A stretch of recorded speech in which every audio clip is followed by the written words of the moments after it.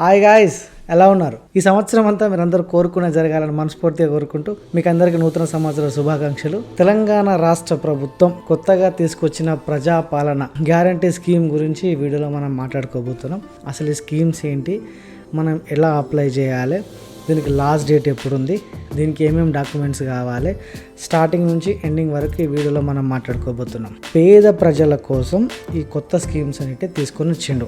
December 28 తారీఖు నుంచి వెళ్ళి జనవరి 6 తారీఖు వరకు ప్రతి ఊర్లోకి మన డివిజన్లోకే గవర్నమెంట్ అధికారులు వచ్చి మన అప్లికేషన్ ఫామ్స్ని తీసుకుంటున్నారు. అందరూ అనుకుంటున్నారు, కొంతమంది భయపడుతున్నారు, కొంతమంది ఆందోళన పడుతున్నారు. ఏంటంటే ఈ 6 తారీఖు అయిపోతే మనం అప్లికేషన్స్ని సబ్మిట్ చేయలేమా అని అందరు గావరగా ఎక్కడెక్కడ నుంచో వచ్చి ఏమేమో చేసుకుంటే అంత టెన్షన్ పడుతున్నారు. ఈ వీడియో ద్వారా నేను మీకు ఏం చెప్పదలుచుకున్నా అంటే మీరు ఎవరు టెన్షన్ పడొద్దు. ఎందుకంటే ఈ 6 తారీఖు అనేది గవర్నమెంట్ పెట్టిన లాస్ట్ డేట్ కాదు. 6 తారీఖు తర్వాత కూడా మనం మన ఫామ్స్ని సబ్మిట్ చేయొచ్చు. మా దగ్గరలో ఉన్న మున్సిపల్ ఆఫీస్లోకి వెళ్ళి మనకి ఏ ఫామ్ అయితే ఉందో ఆ ఫామ్ ఫిలప్ చేసి మా దగ్గరలో ఉన్న మున్సిపల్ ఆఫీస్కి వెళ్ళి సబ్మిట్ చేయొచ్చు. దానికి ఇంకా లాస్ట్ డేట్ ఏం పెట్టలేదు. మీరు ఎవరు దయచేసి కంగారు పడద్దు. ఇకపోతే కొత్త రేషన్ కార్డ్స్, వీటితో పాటు కొత్త రేషన్ కార్డ్స్, కొన్ని ప్రాంతాలలో కొత్త రేషన్ కార్డు సంబంధించిన ఫామ్స్ దొరుకుతున్నాయి. కొన్ని ప్రాంతాల్లో ఆ పథకాలకు సంబంధించిన దాంట్లోనే మా కొత్త రేషన్ కార్డు లేదని చెప్పి అందులోనే రాసి ఇవ్వమంటున్నారు. ఏది ఏమైనా కూడా మీ సేవలో కొత్త రేషన్ కార్డుకు సంబంధించిన సైట్ అనేది ఇంకా ఓపెన్ అవ్వలేదు. మేబీ ఈ 6 తారీఖు తర్వాత, ఈ పథకాల స్వీకరణ తర్వాత కొత్త రేషన్ కార్డుకి సంబంధించిన సైట్ను ఓపెన్ చేస్తారు.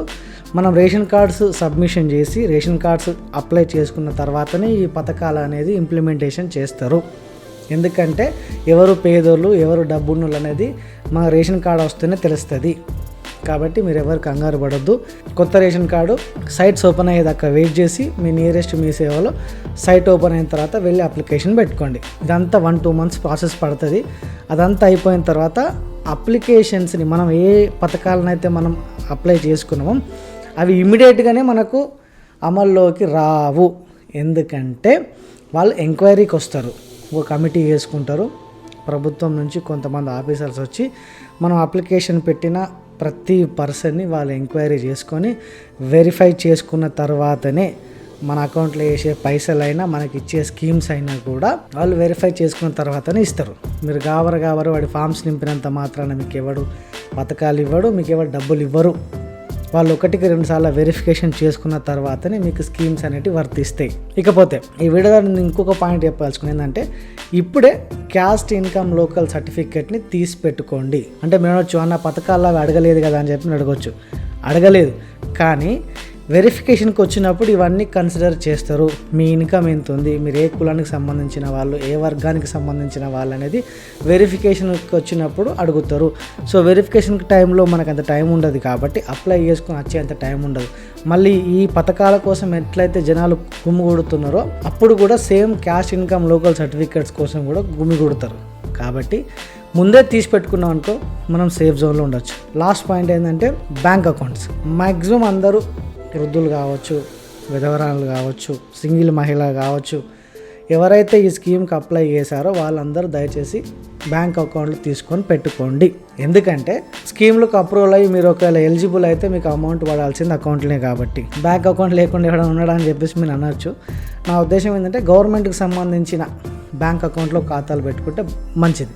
లైక్ SBI, లేకుంటే ఆంధ్ర బ్యాంక్, లైక్ ఇట్లాంటి గవర్నమెంట్కి సంబంధించిన బ్యాంక్ అకౌంట్లో ఖాతాలు తీసి పెట్టుకుంటే మీకు కొంచెం హెల్ప్ఫుల్గా కూడా ఉండొచ్చు. ఇంకో పాయింట్ ఏంటంటే, ఇదివరకే పెన్షన్ వస్తున్న వాళ్ళు, ఆసరా పెన్షన్ కావచ్చు, వృద్ధాప్య పెన్షన్ కావచ్చు, వికలాంగుల పెన్షన్ కావచ్చు, మీరెవరు దాన్ని మళ్ళీ అప్లై చేయాల్సిన అవసరం లేదు. ఎందుకంటే ఉన్న పెన్షన్ మీకు పెన్షన్ వస్తుందంటే మీ రికార్డు ఆల్రెడీ వాళ్ళ దగ్గర ఉన్నట్టే. వస్తున్న పెన్షన్ 20 రూపాయలు పెంచి మీకు పంపిస్తారు తప్పితే మాకు పెరగడం కోసం నేను మళ్ళీ అప్లై చేసుకోవాలని చెప్పేసి మీరు ఎవరు బాధపడాల్సిన అవసరం లేదు. మీరు అప్లై చేయకున్నా కూడా మీ పెన్షన్ అనేది పెరిగే వస్తుంది. That's all guys, this is the video. ఈ వీడియో కనుక మీకు నచ్చినట్లయితే మన ఛానల్ సబ్స్క్రైబ్ చేయండి, వీడియోని లైక్ చేయండి, ఈ వ్యాలిడ్ ఇన్ఫర్మేషన్ మీ ఫ్రెండ్స్ తోటి షేర్ చేసుకోండి.